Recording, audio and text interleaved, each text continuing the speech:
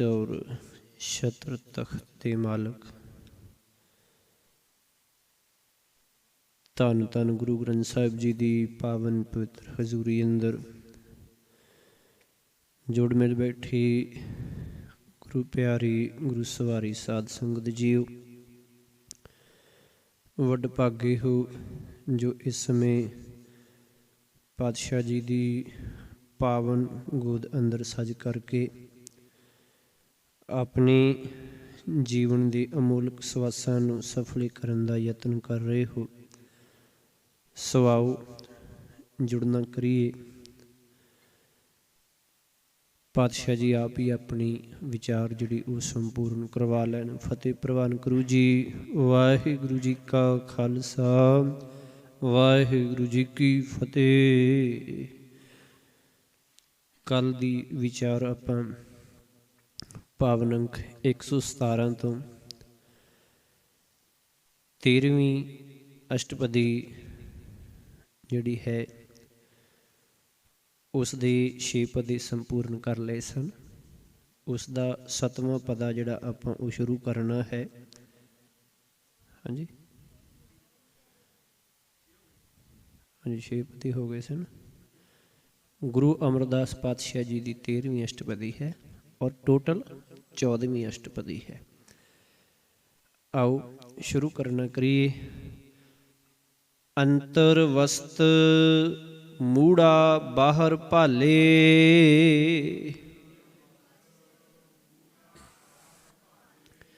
मनमुख अंधे फिरह बेताले।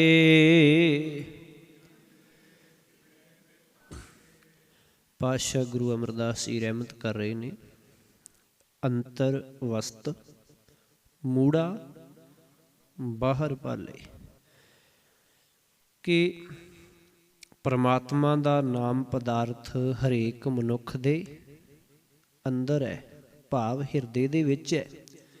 पर मूर्ख मनुख बाहरला पदार्थ भरदा फिरदा है, भाव भालदा बाहर फिरदा है उहदे अंदर। जिवें कई थावां ते उदाहरण दित्ती जाती है ना हिरन दी, कि उन्होंने अपनी धुनी दे विचों उस पदार्थ की आपदी रतन की खुशबू आउंदी है। वो पदार्थ उहदी धुनी विच हुंदा है, पर वो छालां मार मार के बाहरों भालदा फिरदा कि पता नहीं कित्थे है। हुंदा है ना ऐसा ही। इसे तरह ही पदार्थ अंदर ही है, मालक का नाम अंदर ही है, मालक की जोत अंदर ही है, पर मनुख बाहरों भालदा फिरदा, वो होर कितों लभदा जाके। कहण तो भाव है बहुत नेड़े, पर यह बहुत दूर समझी बैठा है कि बड़ी दूर की खेड़ है। मनमुख अंधे फिरह बेताले। बेताले तो भाव ताल तो बिना होवे जिहड़ा, भी वो ताल दे विच नहीं सी, बेताला सी कि उन्होंने ठीक तरह कोई भी साज वजाउंदा जिहड़ा उन्होंने कहते कि ताल दे विच नहीं चल रहा, कि बाकी सारे ठीक सी, और फलाना बंदा ताल च नहीं सी। बेताला सी भाव वो ठीक नहीं सी, ਉਹਦੀ ਚਾਲ ਨਾਲ नहीं रल रही सी, ताल नाल नहीं रल रही सी। इसे तरह ही पातशाह जी आखरे ने कि अपनी सही जीवन जांच तो खुंझे हुए बेताले, कि मालक दी जो ताल है ਉਹਦੇ ਵਿੱਚ नहीं चल रहे, ये बाहर चल रहे है बेताल हो के। कि आप मनमुख अंधे अपने मन ਦੇ ਪਿੱਛੇ ਤੁਰਨ ਵਾਲੇ ਤੇ ਬਾਹਰਲੇ ਪਦਾਰਥਾਂ ਦੇ ਮੋਹ ਵਿੱਚ, कि अपने मन पिछे लगे हुए है, तो बाहरले पदार्थों के मोह दे विच अन्ने हुए मनुख सही जीवन चाल तो खुंझे हुए फिरदे ने, कि बेताली हो के तुरदे, बेताले हो के वो जिहड़े ने उस संसार विच तुरे फिरदे हन। जिथे वथ होवे तिथों कोई ना पावे, मनमुख भरम भुलावणिया।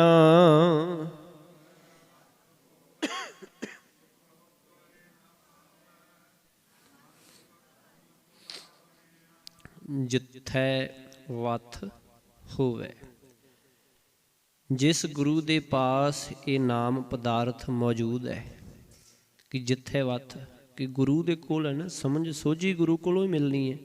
ਕਿ ਇਹ ਜੋਤ ਤੇ ਨਾਮ ਪਦਾਰਥ ਹਿਰਦੇ ਦੇ ਅੰਦਰ ਹੀ ਹੈ, ਬਾਹਰ ਨਾ ਜਾ।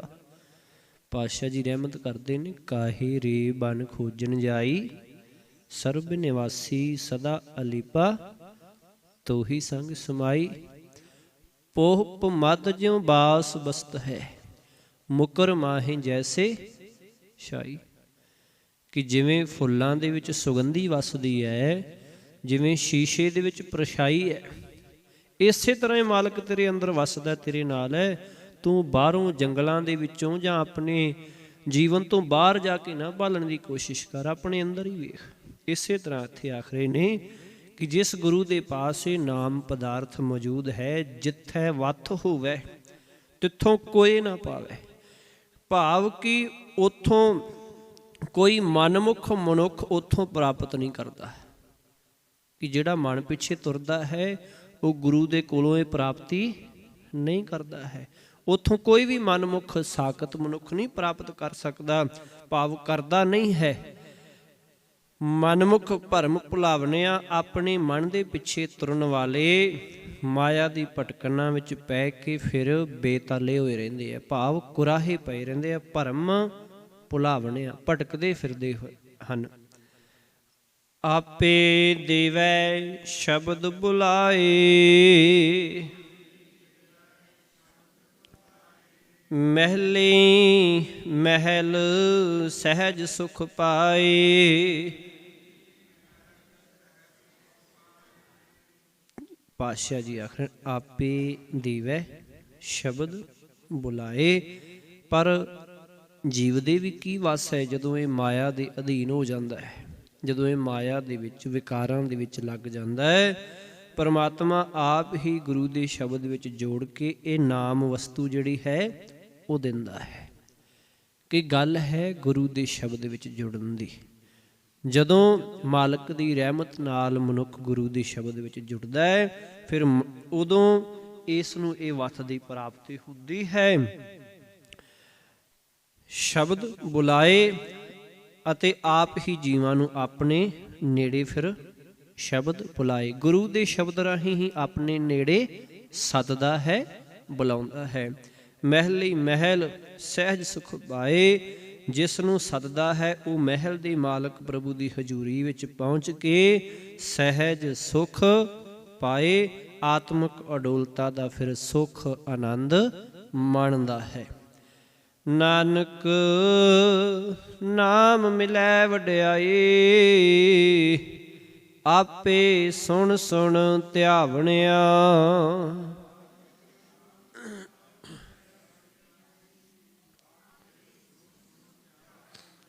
ਹੇ ਨਾਨਕ, ਜੋ ਮਨੁੱਖ ਪ੍ਰਭੂ ਨਾਮ ਵਿੱਚ ਜੁੜਦਾ ਹੈ ਉਸ ਨੂੰ ਮਾਲਕ ਦੀ ਹਜ਼ੂਰੀ ਵਿੱਚ ਆਦਰ ਮਿਲਦਾ ਹੈ। ਨਾਮ ਮਿਲੈ ਵਡਿਆਈ, ਅਤੇ ਉਸ ਨੂੰ ਯਕੀਨ ਬਣ ਜਾਂਦਾ ਹੈ ਕਿ ਮਾਲਕ ਆਪ ਹੀ ਜੀਵਾਂ ਦੀ ਅਰਜ਼ੋਈ ਸੁਣ ਸੁਣ ਕੇ ਆਪ ਹੀ ਉਹਨਾਂ ਦਾ ਧਿਆਨ ਰੱਖਦਾ ਹੈ।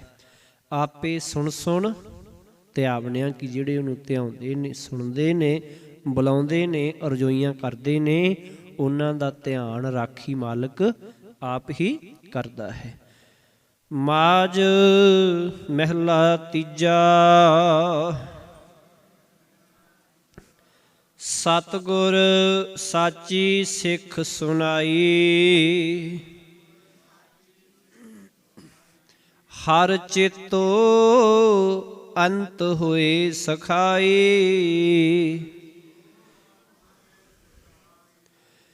ਪਾਤਸ਼ਾਹ ਜੀ ਰਹਿਮਤ ਕਰ ਰਹੇ ਹਨ, ਸਤਿਗੁਰ ਸਾਚੀ ਸਿੱਖ ਸੁਣਾਈ। ਇੱਥੇ ਸਿੱਖ ਦਾ ਅਰਥ ਕੀ ਹੈ? ਸਿੱਖ ਦਾ ਅਰਥ ਗੁਰਬਾਣੀ ਦੇ ਵਿੱਚ ਸਿੱਖ ਵੀ ਹੁੰਦਾ ਹੈ। ਇੱਥੇ ਸਿੱਖਿਆ ਕਿਉਂ ਹੈ?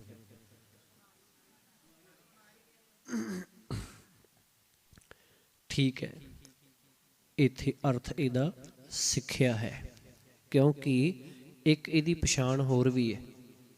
ਹਾਂਜੀ ਕਿਰਪਾਲ ਸਿੰਘ ਜੀ, ਕੀ ਪਛਾਣ ਆ ਰਹੀ ਹੋਰ? ਕਿ ਇਹਦਾ ਅਰਥ ਸਿੱਖ ਨਹੀਂ ਹੈ। ਬਿਲਕੁਲ ਬਿਲਕੁਲ ਆ ਗਿਆ ਜੀ, ਸੁਣਾਈ ਆ ਗਿਆ, ਇੱਕ ਹੋ ਗਿਆ। ਇੱਕ ਹੋਰ ਵੀ ਪਛਾਣ ਹੈ ਇਹਦੇ ਵਿੱਚ, ਵਿਆਕਰਨ ਦਾ ਨਿਯਮ ਵੀ ਹੈ ਇਹਦੇ ਵਿੱਚ। मैं ये गल कह रहा बिल्कुल जी, आ गया साची भी आ गया, सुनाई भी आ गया। एक होर नियम ਜਿਹੜਾ ਸਾਹਮਣੇ ਦਿਸ ਰਿਹਾ ਸਾਨੂੰ। ਹਾਂਜੀ ਕਿਰਪਾਲ ਸਿੰਘ ਜੀ, ਤੁਹਾਨੂੰ ਕੁਝ ਦਿਸ ਰਿਹਾ ਵੇ ਕਿ ਇਹਦੀ ਪਛਾਣ ਇਸਤਰੀ ਲਿੰਗ ਸ਼ਬਦ ਹੈ ਕਿਵੇਂ ਆ ਰਹੀ ਹੈ? ਔਂਕੜ ਨਹੀਂ ਲੱਗਿਆ ਹੋਇਆ, ਬਿਲਕੁਲ ਨਹੀਂ, ਬਹੁਵਚਨ ਨਹੀਂ ਹੈ ਜੀ, ਇਸਤਰੀ ਲਿੰਗ ਹੈ, ਬਹੁਵਚਨ ਨਹੀਂ ਹੈ, ਇਸਤਰੀ ਲਿੰਗ ਸ਼ਬਦ ਹੈ। ਇਸਤਰੀ ਲਿੰਗ ਸ਼ਬਦ ਨੂੰ ਔਂਕੜ ਨਹੀਂ ਆਉਂਦਾ ਹੈ, ਮੂਲਕ ਸ਼ਬਦ ਨੂੰ ਹੀ ਆਉਂਦਾ ਹੈ। ਜਿਵੇਂ ਵੱਥ ਜਾਂ ਵਸਤ ਸ਼ਬਦ ਆਇਆ ਸੀ, ਉਹ ਮੂਲਕ ਹੈ ਉਹਦਾ, ਇਸ ਕਰਕੇ ਉਹਨੂੰ ਆਉਂਦਾ ਹੈ। ਬਿੱਖ, ਮਲ, ਉਹਨਾਂ ਸ਼ਬਦਾਂ ਦੇ ਮੂਲਕ ਹੈ, ਪਰ ਹੈ ਉਹ ਸ਼ਬਦ ਇਸਤਰੀ ਲਿੰਗ ਨੇ, ਪਰ ਉਹਨਾਂ ਦਾ ਮੂਲਕ ਸ਼ਬਦ ਨਹੀਂ, ਉਹ ਆਪਣੀ ਭਾਸ਼ਾ 'ਚੋਂ ਨਾਲ ਲੈ ਕੇ ਆਏ। ਇੱਥੇ ਹੁਣ ਸਿੱਖ ਹੈ, ਤੇ ਜਿੱਥੇ ਇਹਦਾ ਅਰਥ ਸਿੱਖ ਹੋਵੇ, ਜਿਹਨੂੰ ਸੇਵਕ ਚੇਲਾ ਆਖਦੇ ਆ, ਉੱਥੇ ਫਿਰ ਇਹਦਾ ਰੂਪ ਕੀ ਹੋਵੇਗਾ? ਔਂਕੜ ਹੋ ਸਕਦਾ, ਉੱਥੇ ਔਂਕੜ ਜਿਹੜਾ ਆ ਸਕਦਾ ਹੈ, ਕਿਉਂਕਿ ਉੱਥੇ ਸਿੱਖ ਦੀ ਗੱਲ ਹੈ, ਸਿੱਖਣ ਵਾਲੀ ਦੀ ਗੱਲ ਹੈ। ਖੈਰ ਪਾਤਸ਼ਾਹ ਜੀ ਰਹਿਮਤ ਕਰਨ। ਸਤਿਗੁਰ ਸਾਚੀ ਸਿੱਖ ਸੁਣਾਈ, ਕਿ ਮੈਂ ਤੈਨੂੰ ਗੁਰੂ ਦੀ ਸਦਾ ਅਟਲ ਰਹਿਣ ਵਾਲੀ ਸਿੱਖਿਆ ਸੁਣਾਈ ਹੈ। ਸਤਿਗੁਰ ਸਾਚੀ ਸਿੱਖ ਸੁਣਾਈ, ਹਰ ਚੇਤੋ ਅੰਤ ਹੋਏ ਸਖਾਈ। ਪਰਮਾਤਮਾ ਦਾ ਚਿੰਤਨ ਕਰਦਾ ਰਹੋ, ਜਦੋਂ ਹੋਰ ਸਾਰੇ ਸਾਥ ਮੁੱਕ ਜਾਂਦੇ ਹਨ, ਅੰਤ ਵੇਲੇ ਮਾਲਕ ਦਾ ਨਾਮ ਹੀ ਸਾਥੀ ਬਣਦਾ ਹੈ, ਕਿ ਹਮੇਸ਼ਾ ਉਹਦੇ ਨਾਮ ਦੇ ਨਾਲ ਜੁੜਿਆ ਰਹਿ, ਅਖੀਰ ਵੇਲੇ ਉਹ ਹੀ ਸਾਥੀ ਬਣਦਾ ਹੈ। ਹਰ ਅਗੰਮ ਅਗੋਚਰ ਅਨਾਥ ਅਜੂਨੀ, ਸਤਿਗੁਰ ਕੈ ਭਾਏ ਪਾਵਣਿਆ।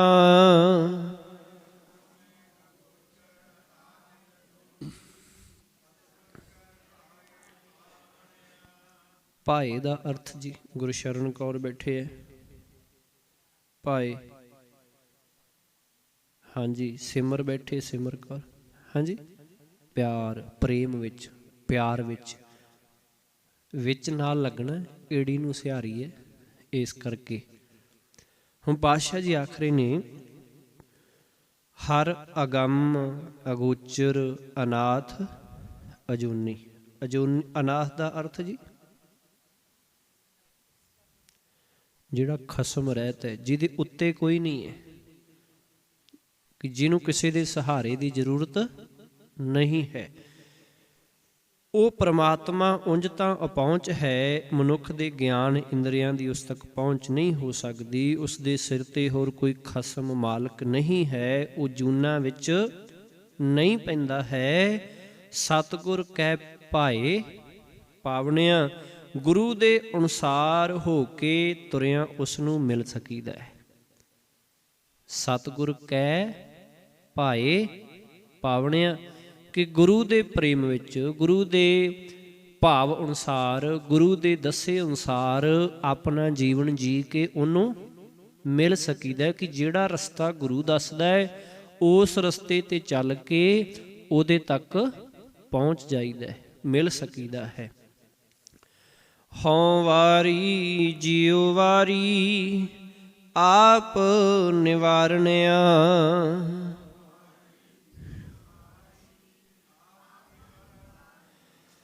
ਮੈਂ ਸਦਕੇ ਕੁਰਬਾਨ ਹਾਂ ਉਹਨਾਂ ਤੋਂ ਜਿਹੜੇ ਆਪ ਨਿਵਾਰਨਿਆ।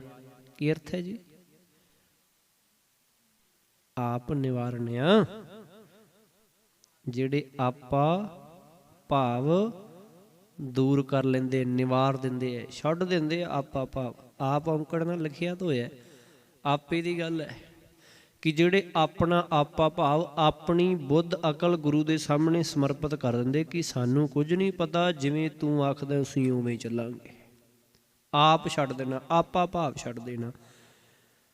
ਆਪ ਗਵਾਏ ਤਾਂ ਹਰ ਪਾਏ, ਹਰ ਸਿਉ ਸਹਿਜ ਸਮਾਵਣਿਆ ਰਹਾਉ।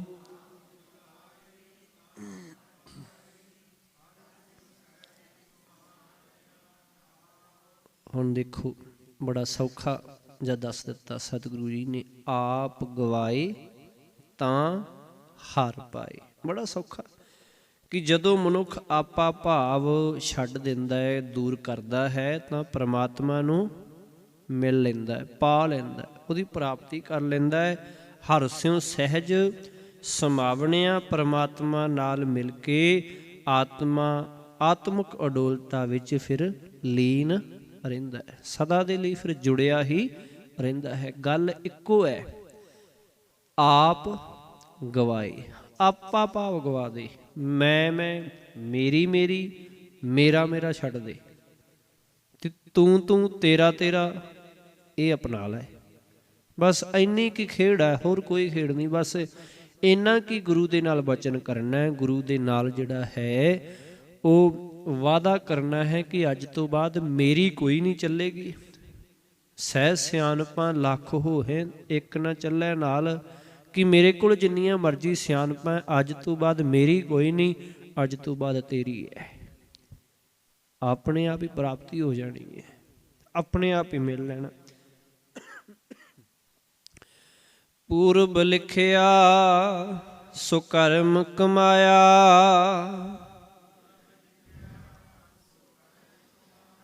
ਸਤਿਗੁਰ ਸੇਵ ਸਦਾ ਸੁਖ ਪਾਇਆ।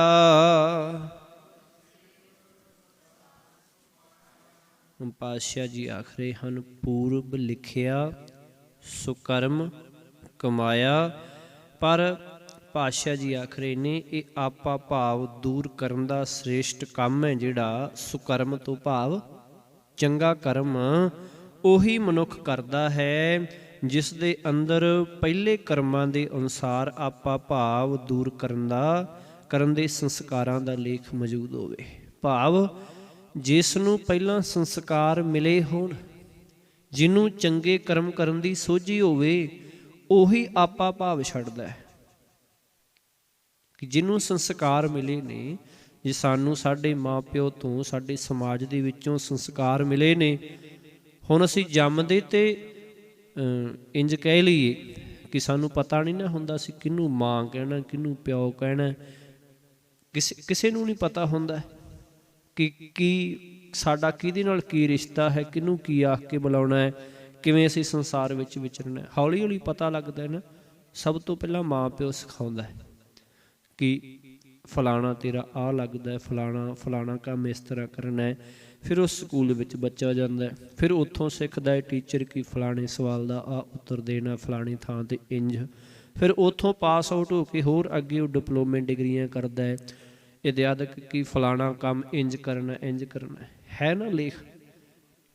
ਕਿ ਉਹ ਲੇਖ ਜਿਹੜੇ ਨੇ ਉਹਦੇ ਸੰਸਕਾਰ ਬਣਦੇ ਜਾਂਦੇ ਉਵੇਂ ਤੇ ਉਸੇ ਸੰਸਕਾਰਾਂ ਦੇ ਤਹਿਤ ਉਸ ਨੂੰ ਅੱਗੇ ਆਉਣ ਵਾਲੇ ਸਮੇਂ ਦੇ ਵਿੱਚ ਜੋਬ ਨੌਕਰੀ ਦਾ ਭਾਵੇਂ ਸੁਪਨਾ ਹੋਵੇ, ਭਾਵੇਂ ਬਿਜ਼ਨਸਮੈਨ ਦਾ ਹੋਏ, ਉਹ ਉਸੇ ਲੇਖ ਦੇ ਅਨੁਸਾਰ ਹੀ ਅੱਗੇ ਜਾ ਕੇ ਪ੍ਰਾਪਤੀ ਕਰਦਾ ਹੈ ਨਾ। ਐਸਾ ਕਿ ਉਹਨੇ ਸਿੱਖਿਆ, ਪਹਿਲਾਂ ਉਹਨੇ ਉਸ ਚੀਜ਼ ਨੂੰ ਅਪਣਾਇਆ, ਉਹਨੂੰ ਉਸੇ ਚੀਜ਼ ਦਾ ਫਲ ਮਿਲ ਰਿਹਾ। ਇਸੇ ਤਰ੍ਹਾਂ ਪਾਤਸ਼ਾਹ ਜੀ ਆਖ ਰਹੇ ਨੇ ਕਿ ਜਿਹਨੂੰ ਚੰਗੇ ਸੰਸਕਾਰ ਪਹਿਲਾਂ ਮਿਲੇ ਹੋਣ ਪਰਿਵਾਰ ਦੇ ਵਿੱਚੋਂ, ਸੰਸਾਰ ਦੇ ਵਿੱਚੋਂ, ਉਹ ਫਿਰ ਆਉਣ ਵਾਲੇ ਸਮੇਂ ਦੇ ਅੰਦਰ ਆਪਣਾ ਆਪਾ ਭਾਵ ਛੱਡਣ ਦੀ ਗੱਲ ਜਾਂ ਆਪਾ ਭਾਵ ਤਿਆਗਣ ਦਾ ਜਿਹੜਾ ਹੈ ਉਹ ਸੁਭਾਅ ਫਿਰ ਗੁਰੂ ਕੋਲੋਂ ਸੌਖਿਆਂ ਹੀ ਪ੍ਰਾਪਤ ਕਰ ਲੈਂਦਾ ਕਿ ਮੈਂ ਛੱਡ ਕੇ ਗੁਰੂ ਅਨੁਸਾਰੀ ਹੁਕਮ ਰਜ਼ਾਈ ਚੱਲਣਾ, ਨਾਨਕ ਲਿਖਿਆ ਨਾਲ ਨੂੰ ਅਪਣਾਉਣਾ ਹੈ। ਫਿਰ ਉਹਦੇ ਵਾਸਤੇ ਸੌਖਾ ਹੋ ਜਾਂਦਾ ਹੈ। ਇਸੇ ਤਰ੍ਹਾਂ ਹੁਣ ਪਾਤਸ਼ਾਹ ਜੀ ਆਖ ਰਹੇ ਹੈ ਕਿ ਸੁਕਰਮ ਕਮਾਇਆ, ਸਤਿਗੁਰ ਸੇਵ ਸਦਾ ਸੁਖ ਪਾਇਆ। ਉਹ ਮਨੁੱਖ ਗੁਰੂ ਦੀ ਸ਼ਰਨ ਪੈ ਕੇ ਸਦਾ ਆਤਮਿਕ ਆਨੰਦ ਮਾਣਦਾ ਹੈ, ਪ੍ਰਾਪਤ ਕਰਦਾ ਹੈ। ਬਿਨ ਭਾਗਾਂ ਗੁਰ ਪਾਈਐ ਨਾਹੀ, ਸ਼ਬਦੈ ਮੇਲ ਮਿਲਾਵਣਿਆ।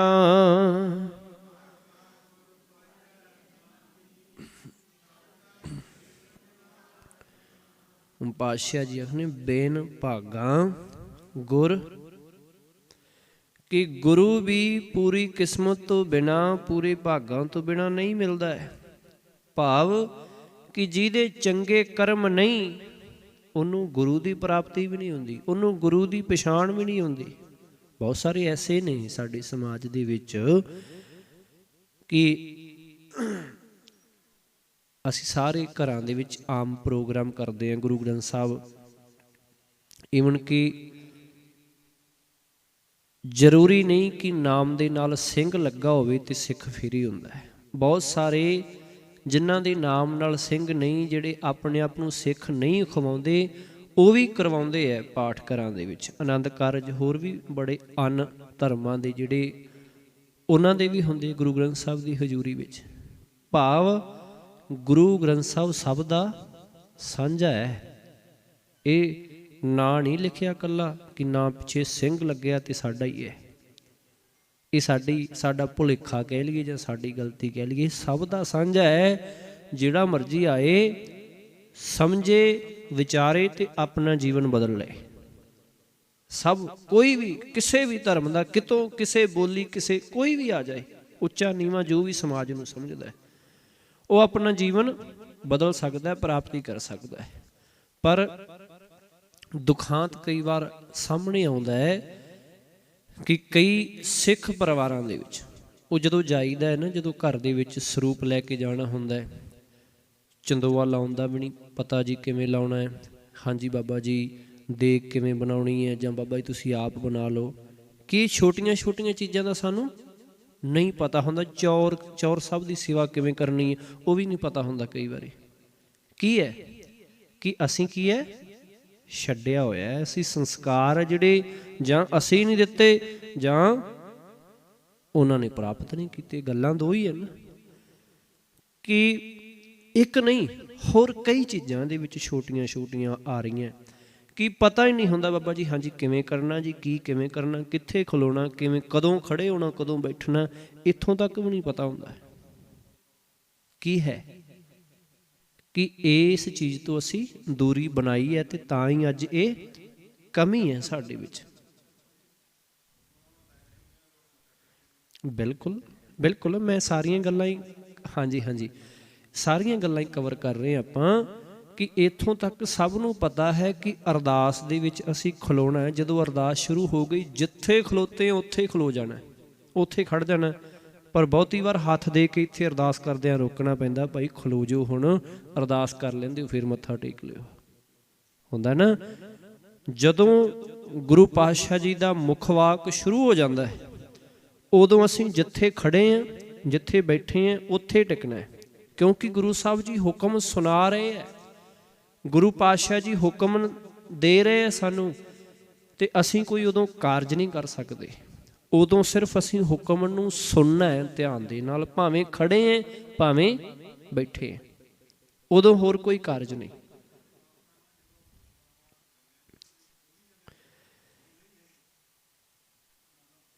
ਸਾਰੀਆਂ ਕਮੀਆਂ ਜਿਹੇ ਵਿੱਚੇ ਆ ਰਹੀਆਂ ਕਿ ਵਿੱਚੇ ਬੋਲਣਾ ਵੀ, ਕਿਉਂਕਿ ਬਹੁਤ ਥਾਵਾਂ ਤੇ ਹੈ, ਐਸਾ ਹੈ ਕਿਉਂਕਿ ਬਹੁਤ ਸਾਰੀ ਸੰਗਤ ਲੰਮੇ ਸਮੇਂ ਤੋਂ ਗੁਰੂ ਪਾਤਸ਼ਾਹ ਜੀ ਦੇ ਉਪਦੇਸ਼ ਨੂੰ, ਮੁੱਖ ਵਾਕ ਜੋ ਆਉਂਦੇ ਆ ਉਹ ਯਾਦ ਹੋਏ ਹੁੰਦੇ ਆ। ਉਹ ਫਿਰ ਬਾਬਾ ਹਜੇ ਪੰਕਤੀ ਪਿੱਛੇ ਬੋਲਦਾ ਹੁੰਦਾ, ਸੰਗਤ ਅੱਗੇ ਬੋਲ ਲੈਂਦੀ ਹੈ ਕਿ ਗੁਰੂ ਪਾਤਸ਼ਾਹ ਜੀ ਤੋਂ ਵੀ ਅੱਗੇ ਹੋ ਜਾਂਦੇ ਕਿ ਕੋਈ ਗੱਲ ਨਹੀਂ, ਸਾਨੂੰ ਪਤਾ ਜੀ ਅੱਗੇ ਤੁਸੀਂ ਕੀ ਕਹਿਣਾ। ਕਹਿਣ ਤੋਂ ਭਾਵ ਹੈ ਕਿ ਜਦੋਂ ਮੁੱਖ ਵਾਕ ਹੋ ਰਿਹਾ ਹੈ ਉਦੋਂ ਬਿਲਕੁਲ ਸੁਣਨਾ ਹੈ, ਬੋਲਣਾ ਨਹੀਂ ਹੈ। ਕਦੇ ਵੀ ਤੁਸੀਂ ਅਦਾਲਤ ਦੇ ਵਿੱਚ ਜਾਂ ਦੇਖੀਏ ਕਿਤੇ ਵੀ, ਉੱਥੇ ਬੈਠਾ ਹੁੰਦਾ ਜੱਜ, ਭਾਵੇਂ ਤੁਹਾਨੂੰ ਪਤਾ ਵੀ ਹੈ ਅਗਲੀ ਗੱਲ ਕੀ ਕਹਿਣੀ ਹੈ, ਆਪਾਂ ਕਦੇ ਬੋਲਦੇ ਅੱਗੋਂ, ਜਾਂ ਕੋਈ ਬੋਲੇ ਕਿ ਹਾਂ ਤੁਸੀਂ ਆਹ ਗੱਲ ਕਹਿਣੀ ਠੀਕ ਹੈ ਜੀ, ਉਦੋਂ ਸਿਰਫ ਸੁਣਾਇਆ ਜਾਂਦਾ ਹੈ, ਹੁਕਮ ਸੁਣਾਇਆ ਜਾਂਦਾ ਉੱਥੇ। ਤੇ ਇਹ ਤੇ ਫਿਰ ਕਈ ਜੱਜਾਂ ਤੋਂ ਉੱਤੇ ਹੈ, ਭਾਵ ਕਿ ਜੱਜਾਂ ਦਾ ਵੀ ਜੱਜ ਕਹਿ ਦਈਏ। ਬਿਲਕੁਲ ਜੀ ਬਿਲਕੁਲ, ਬਾਦਸ਼ਾਹਾਂ ਦਾ ਬਾਦਸ਼ਾਹ ਹੈ ਤੇ ਪਾਤਸ਼ਾਹਾਂ ਦਾ ਪਾਤਸ਼ਾਹ। ਇਹਦੇ ਤੋਂ ਅੱਗੇ ਫਿਰ ਅਸੀਂ ਕਿਵੇਂ ਹੋ ਜਾਂਦੇ ਹਾਂ? ਕਹਿਣ ਤੋਂ ਭਾਵ ਹੈ ਇਹ ਸੰਸਕਾਰ ਅਸੀਂ ਧਾਰਨ ਨਹੀਂ ਕਰ ਰਹੇ। ਜਦੋਂ ਵੀ ਘਰ ਦੇ ਵਿੱਚ ਕੋਈ ਵੀ ਪ੍ਰੋਗਰਾਮ ਹੁੰਦਾ ਹੈ, ਜ਼ਰੂਰੀ ਹੈ ਪਹਿਲਾਂ ਬੱਚਿਆਂ ਨੂੰ ਸਮਝਾਇਆ ਜਾਵੇ ਕਿ ਆਹ ਗੁਰੂ ਸਾਹਿਬ ਆਉਣਗੇ, ਇਸ ਤਰ੍ਹਾਂ ਆਪਾਂ ਘਰ ਦੇ ਕਾਰਜ ਕਰਨੇ, ਇਸ ਤਰ੍ਹਾਂ ਚੌਰ ਸਾਹਿਬ ਕਰਨਾ, ਇਸ ਤਰ੍ਹਾਂ ਆਪਾਂ ਆਹ ਕਰਨਾ। ਇਹ ਸਾਰੀਆਂ ਚੀਜ਼ਾਂ ਸਾਨੂੰ ਪਤਾ ਹੋਣਾ ਚਾਹੀਦੀਆਂ। ਪਤਾ ਹੀ ਨਹੀਂ ਹੁੰਦਾ ਕਿ ਕਦੋਂ ਕੀ ਕਰਨਾ। ਕਈ ਵਾਰੀ ਪਾਠ ਕਰਦਿਆਂ ਕਰਕੇ ਵਿੱਚੋਂ ਕਹਿਣਾ ਪੈਂਦਾ ਕਿ ਇੱਦਾਂ ਨਾ ਕਰੋ, ਇੱਦਾਂ ਨਾ ਕਰੋ, ਕਿ ਬਾਬੇ ਦਾ ਧਿਆਨ ਵੀ ਫਿਰ ਟੁੱਟਦਾ ਵਿੱਚ। ਚਲੋ ਪਾਤਸ਼ਾਹ ਜੀ ਰਹਿਮਤ ਕਰਨ। बिल्कुल जी, मैं हुण मना कर दियां बई साडी कमाई असीं क्यों मना करिए।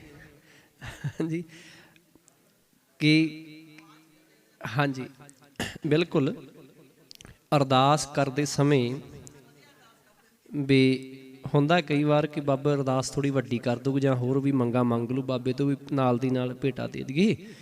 असल विच की है अरदास दी भेटा देनी जरूरी है। ये साडी रियायत मर्यादा विच लिखिया होया कि अरदास जदों भी ग्रंथी सिंह करे किसी परिवार की जां कोई बाई नेम कराउंदा ਉਹਦੀ अरदास भेटा पुराने समय की है कि भावें टका ही दिओ, भाव बहुत घट भेटा भी दिओ।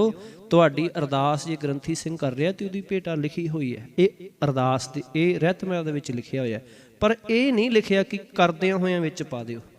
कई बार आराम नाल जुड़ के अरदास करदे कोई विच लग एक वार इदां हुंदा है कि पता नहीं की हो गया है ना। की है अरदास होने तो उपरंत दे दिओ जां पहलां दे दिओ, पर अरदास करदिआं डिस्टर्ब नहीं करना चाहिए। ये नहीं है कि दिओ ना, जरूर दिओ, देनी बनती भी है, मर्यादा विच भी है, नहीं देनी तां भी कोई गल नहीं, पर अरदास करदिआं समय ना फड़ाओ। क्योंकि बहुत सारिਆਂ ਦਾ ध्यान भी टुटदा है ਜਦੋਂ ਅਸੀਂ तुर के उत्थों तक जाने। दूजा फिर ਜਿਹੜਾ ग्रंथी सिंह अरदास कर रहा ਹੁੰਦਾ ਉਹਨੂੰ भी हत्थ खोलने पैंदे नहीं, थल्ले डिगदे ਹੁੰਦਾ है ना। क्योंकि है जो फड़ाए जा रहे हैं तो फिर हुण उन्होंने सामभना तो पैना ही है ना। कहण तो भाव है कि कई पासे जिहड़ा ध्यान वो वंडिया जाता है। इस करके अरदास समय सिर्फ अरदास ही होनी चाहिए है, उस दा समा वो बदल लिया जाए पहला जां बाद विच। पातशाह जी रहमत करन कि असीं हौली हौली सारियां चीज़ां नूं इन्हां नूं कवर करांगे ताकि जिथों तक अपनी आवाज़ पहुँचती है जां असीं जिन्ने सुनते हैं जिन्हों नूं ठीक लगता उन्ने क तो ये गल जरूर मनन। बाकी ਜਿਹੜੇ हजे नहीं पहुँचते जां जिन्हों ने महीने मस्से आउणा हुंदा है फिर वो तो हौली हौली समझणगे जिवें जिवें उन्हां नूं पता लगेगा। पातशाह जी रहमत करन बिन भागां गुर पाईऐ नाही शब्दै मेल मिलावनिया। कि गुरु भी पूरी किस्मत तो बिना भाव कि संस्कारां तो बिना मिलता नहीं। जिहदे कोल चंगे संस्कार चंगे कर्म ना होण उन्होंने गुरु की भी समझ नहीं आती कि सामने गुरु सच्चा बैठा है कि झूठा बैठा है, ये भी नहीं पता होंदा है।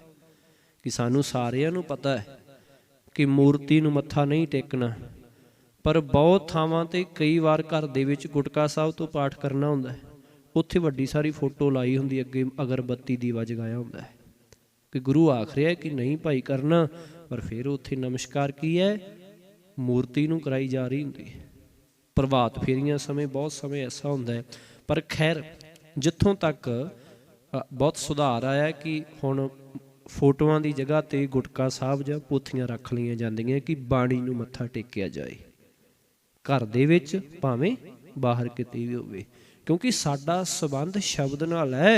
शब्द गुरु सुरत धुन चेला, मूर्ति का चेला नहीं बनना, सी मूर्ति नूं गुरु नहीं बनाउणा।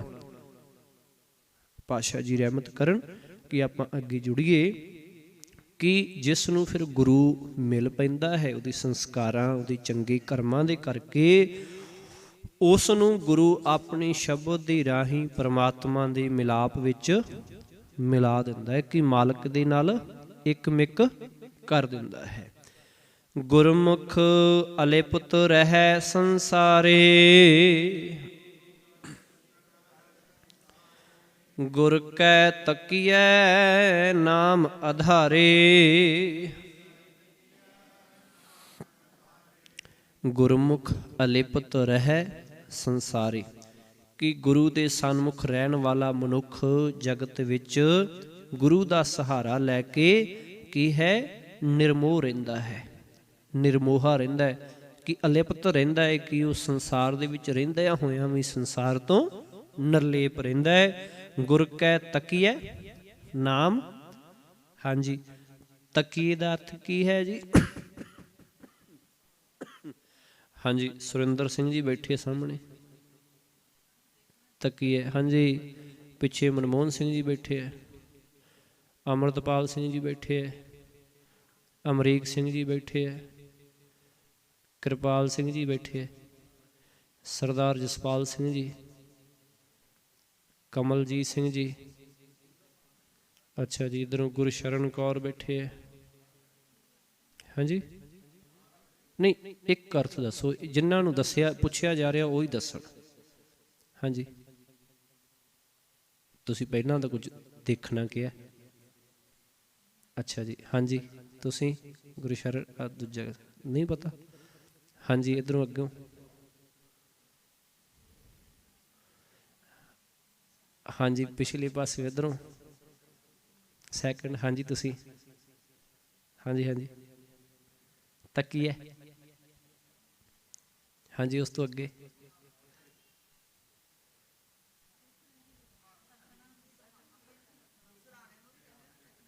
बिल्कुल बिल्कुल, ठीक है ठीक है, बिल्कुल।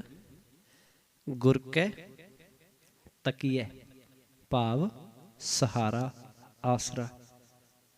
भाव तकीया आप सराहने आखते हैं कि तकीया दे दे, भाव सराहना आसरा दे दे महाराजा बैठन नूं, जिहड़ा है ढो जी थोड़ी मिल जाए। तकीया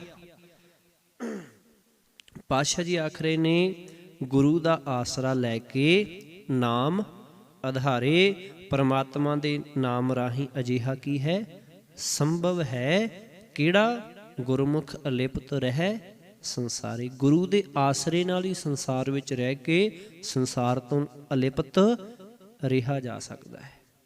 इहदे विच ही है, फिर ही समझ आउणी कि निर्लेप रहना किवें।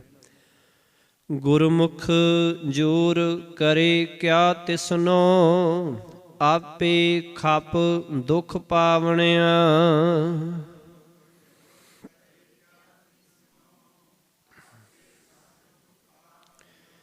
हाँ जी, तिस नो, तिस दा औंकड़ उड गया। की कारण है? नो दे करके, नन्ने नूं होड़ा नो, भाव संबंधक नो आ गया। ਇਹਦੇ ਕਰਕੇ ਤਿਸ ਦੇ ਸੱਸੇ ਨੂੰ ਔਂਕੜ ਹੈ ਜਿਹੜਾ ਉਹ ਉੱਡ ਗਿਆ। ਜਦੋਂ ਸੰਬੰਧਕ ਨਾ ਆਵੇ ਉਦੋਂ ਇਹਦਾ ਔਂਕੜ ਜਿਸ ਤਿਸ ਕਿਸ ਇਸ ਚਾਰ ਸ਼ਬਦਾਂ ਦੇ ਨਾਲ ਔਂਕੜ ਹਮੇਸ਼ਾ ਹੀ ਆਉਂਦਾ ਹੈ। ਜਿਹੜਾ ਮਨੁੱਖ ਗੁਰੂ ਦੇ ਸਨਮੁਖ ਰਹਿੰਦਾ ਹੈ, ਗੁਰਮੁਖ, ਕਿ ਜਿਹੜਾ ਮਨੁੱਖ ਗੁਰੂ ਦੇ ਸਨਮੁਖ ਰਹਿੰਦਾ ਹੈ ਉਸ ਉੱਤੇ ਹੋਰ ਕੋਈ ਮਨੁੱਖ ਦਬਾਅ ਨਹੀਂ ਪਾ ਸਕਦਾ। ਜ਼ੋਰ ਕਰੇ ਕਿਆ ਤਿਸ ਨੂੰ, ਉਹਦੇ ਉੱਤੇ ਹੋਰ ਕੋਈ ਵੀ ਜ਼ੋਰ ਨਹੀਂ ਪਾ ਸਕਦਾ, ਧੱਕਾ ਨਹੀਂ ਕਰ ਸਕਦਾ। ਭਾਵੇਂ ਉਹ ਮਨੁੱਖ ਹੈ ਤੇ ਭਾਵੇਂ ਉਹ ਵਿਕਾਰ ਹੈ, ਉਹ ਸਗੋਂ ਆਪ ਹੀ ਖੁਆਰ ਹੋ ਕੇ ਦੁੱਖ ਸਹਾਰਦਾ ਹੈ। ਆਪੇ ਖਪ ਦੁੱਖ ਪਾਵਨੇ ਆ। ਹੁਣ ਅਸੀਂ ਜਿਹੜੇ ਗੁਰੂ ਦੇ ਸਨਮੁਖ ਹੁੰਦੇ ਹੈ ਉਹਨਾਂ ਦਾ ਜੀਵਨ ਅਸੀਂ ਦੇਖ ਲਈਏ ਕਿ ਭਾਵੇਂ ਔਰੰਗਜ਼ੇਬ ਨੇ ਉਹ ਤਸੀਹੇ ਦਿੱਤੇ ਹੈ, ਭਾਵੇਂ ਮੀਰ ਮੰਨੂ ਨੇ ਦਿੱਤੇ ਹੈ, ਭਾਵੇਂ ਜਹਾਂਗੀਰ ਨੇ ਦਿੱਤੇ ਹੈ, ਭਾਵੇਂ ਵਜ਼ੀਰ ਖਾਨ ਨੇ ਦਿੱਤੇ ਹੈ, ਕਿ ਉਹਨਾਂ ਜ਼ੋਰ ਲਾ ਲਿਆ ਕਿ ਇਹਨਾਂ ਦੇ ਉੱਤੇ ਦਬਾਅ ਪਾ ਲਈਏ, ਇਹਨਾਂ ਦੇ ਉੱਤੇ ਇਹਨਾਂ ਨਾਲ ਧੱਕਾ ਕਰਕੇ ਇਹਨਾਂ ਨੂੰ ਮਨਾ ਲਈਏ ਕਿ ਤੁਸੀਂ ਸਿੱਖੀ ਛੱਡ ਕੇ ਇਸਲਾਮ ਵਾਲੇ ਪਾਸੇ ਆ ਜਾਓ। ਉਹਨਾਂ ਤੋਂ ਹੋਇਆ ਨਹੀਂ ਹੈ, ਉਹ ਦਬਾਅ ਪਾ ਹੀ ਨਹੀਂ ਸਕੇ। ਭਾਵੇਂ ਉਹ 5 ਸਾਲ ਦੀ ਉਮਰ ਦੇ ਹੈ ਤੇ ਭਾਵੇਂ ਉਹ 50 ਸਾਲ ਦੀ ਤੇ ਭਾਵੇਂ ਉਹ 90 ਸਾਲ ਦੀ ਉਮਰ ਦੇ ਹੈ, ਕਿਸੇ ਨੇ ਵੀ ਕੀ ਹੈ ਦਬਾਓ ਝੱਲਿਆ ਹੀ ਨਹੀਂ ਹੈ। ਸਗੋਂ ਆਪ ਉਹ ਇਸ ਕਾਰਨ ਕਿ ਇਹ ਮੰਨੇ ਹੀ ਨਹੀਂ, ਇਹਨਾਂ ਨੂੰ ਮਾਰ ਦੇਣ ਦੀ ਵੀ ਧਮਕੀ ਦੇ ਦਿੱਤੀ, ਇੱਥੋਂ ਤੱਕ ਕਿ ਇਹਨਾਂ ਨੂੰ ਖਤਮ ਵੀ ਕਰ ਦਿੱਤਾ ਹੈ। ਇਹ ਮੰਨੇ ਅਜੇ ਵੀ ਨਹੀਂ। ਕਿਹੜੀ ਮਿੱਟੀ ਦੇ ਬਣੇ ਹੋਏ ਹੈ? ਹੋਰ ਕੀ ਹੈ? ਅੰਦਰੋਂ ਹੋਰ ਦੁੱਖ ਜਿਹੜਾ ਉਹ ਉਹਨਾਂ ਨੂੰ ਮਿਲ ਰਿਹਾ ਹੈ, ਅੰਦਰੋਂ ਅੰਦਰ ਹੀ ਹੋਰ ਦੁਖੀ ਹੋ ਰਹੇ ਨੇ। ਮਨਮੁਖ ਅੰਧੇ ਸੁਧ ਨਾ ਕਾਏ, ਆਤਮ ਘਾਤੀ ਹੈ ਜਗਤ ਕਸਾਈ। ਬਾਦਸ਼ਾਹ ਜੀ ਆਖ ਰਿਹਾ ਮਨਮੁਖ ਅੰਧੇ ਸੁਧ ਨਾ ਕਾਈ। ਸੁਧ ਤੋਂ ਭਾਵ ਸੂਝ, ਅਕਲ, ਕਿ ਜਿਹੜਾ ਮਨੁੱਖ ਆਪਣੇ ਮਨ ਪਿੱਛੇ ਤੁਰਦਾ ਹੈ, ਜਿਹੜਾ ਮਾਇਆ ਦੇ ਮੋਹ ਵਿੱਚ ਅੰਨਾ ਹੋਇਆ ਰਹਿੰਦਾ ਹੈ, ਉਸ ਨੂੰ ਇਹ ਆਪਾ ਭਾਵ ਨਿਵਾਰਨ ਦੀ ਕੋਈ ਸੂਝ ਨਹੀਂ ਪੈਂਦੀ ਕਿ ਉਹ ਆਪਣਾ ਆਪਾ ਛੱਡ ਦੇਵੇ। ਇਹਨੂੰ ਉਹ ਸੂਝ ਪ੍ਰਾਪਤ ਹੀ ਨਹੀਂ ਮਿਲਦੀ ਨਹੀਂ ਹੈ, ਕਿਉਂਕਿ ਉਹਨੂੰ ਗੁਰੂ ਦਾ ਹੀ ਨਹੀਂ ਪਤਾ ਕਿ ਮੈਂ ਕਿਹੜੇ ਗੁਰੂ ਕੋਲ ਜਾ ਕੇ ਕਿਵੇਂ ਜਿਹੜੀ ਇਹ ਸੂਝੀ ਪ੍ਰਾਪਤ ਕਰਨੀ ਹੈ। ਆਤਮ ਘਾਤੀ ਹੈ ਜਗਤ ਕਸਾਈ। ਆਤਮ ਘਾਤੀ ਭਾਵ ਆਪਣੇ ਆਤਮਿਕ ਜੀਵਨ ਦਾ ਨਾਸ਼ ਕਰਨ ਵਾਲਾ, ਘਾਤ ਕਰਨ ਵਾਲਾ, ਖਤਮ ਕਰਨ ਵਾਲਾ, ਆਤਮ ਘਾਤੀ। ਜਗਤ ਕਸਾਈ ਭਾਵ ਜਗਤ ਦਾ ਵੈਰੀ, ਕਿ ਇਸ ਤਰ੍ਹਾਂ ਉਹ ਆਪਣਾ ਆਤਮਿਕ ਜੀਵਨ ਵੀ ਤਬਾਹ ਕਰ ਲੈਂਦਾ ਹੈ ਅਤੇ ਜਗਤ ਦਾ ਵੀ ਵੈਰੀ ਫਿਰ ਬਣਿਆ ਰਹਿੰਦਾ ਹੈ। ਕਿਹੜਾ?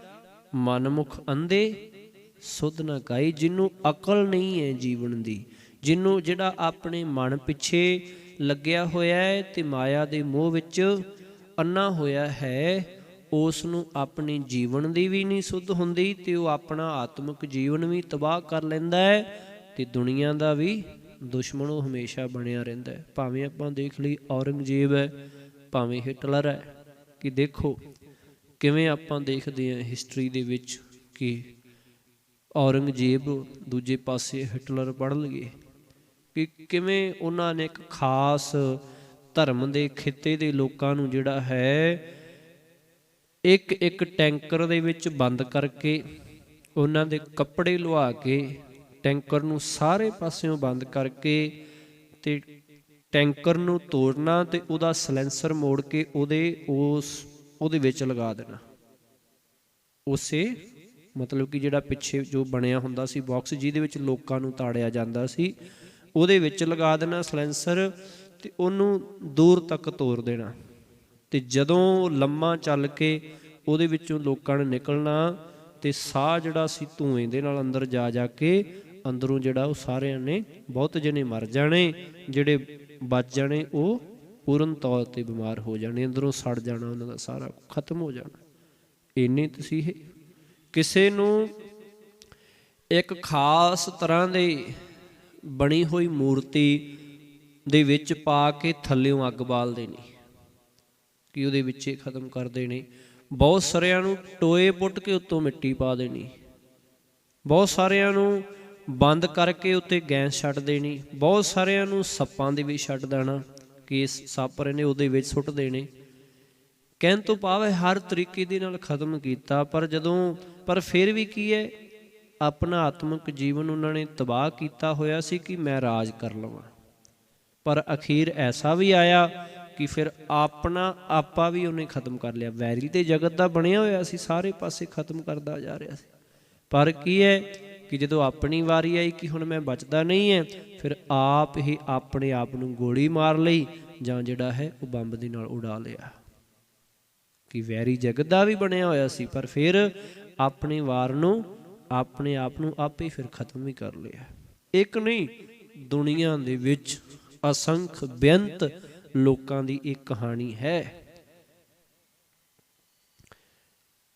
ਨਿੰਦਾ ਕਰ ਕਰ ਬਹੁ ਭਾਰ ਉਠਾਵੈ, ਬਿਨ ਮਜੂਰੀ ਭਾਰ ਪਹੁੰਚਾਵਣਿਆ।